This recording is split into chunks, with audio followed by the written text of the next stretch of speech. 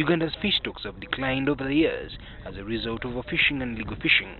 Fish once featured on Uganda's lead exports, but the story has since changed. Farmers have gone into various forms of fish farming, raising them in ponds and tanks, while others practice cage farming. Osinde's farm is located in Bukungu village, 10 kilometers from Jinja town. He owns 64 breeding ponds, besides a number of cages. Now, out of the 64 ponds, we have divided them into 4 different operations. We have the breeding pond, we have the holding pond, we have the hopper pond, and we have the selective pond. From birth, the young fish are breeding ponds, and when they are big enough, are transferred to the cages in the lake. Now, in that hopper, they take 21 days. Now, after the 21 days, we grade them and put them in the fingerling hoppers, where they are supposed to take more 2 weeks. Now, at the time when we are grading them, the weight is ranging between 0.2 to 0.5. So normally what we do, we breed them consecutively 3 times. Then we give them time to rest for like 1 month or 2 months. Osinde explains that the water in the breeding ponds must be well oxygenated.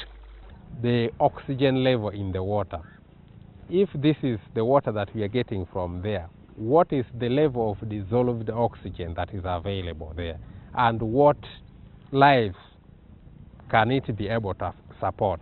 After 21 days, the fish are graded and taken through a process called sex reversal, where they turn the females into males, and which Osinde says is suitable for the market. Now, the sex reversal pond is where we give the fish treated feed. The treated feed is supposed to denature the female organ and allow the male organ to grow.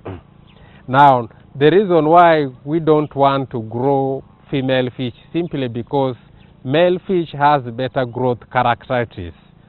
At the last stage of breeding, the young fish must weigh 1 gram. The second grading ensures their quality. Now, when it attains 1 gram, before we take them to the lake again, we grade them. The reason why we do continuous grading is that we want to attain a uniform size.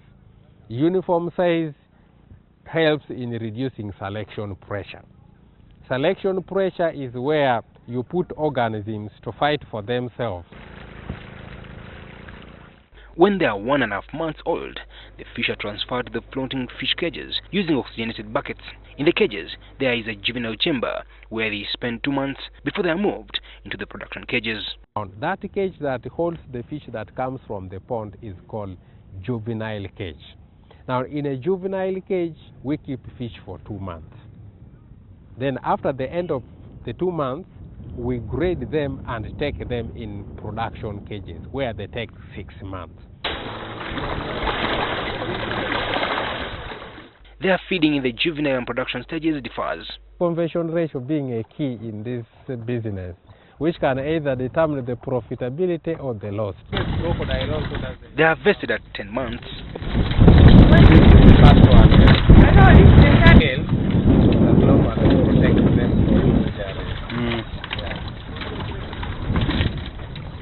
So this harvest process, it takes about 1 hour to clear a cage.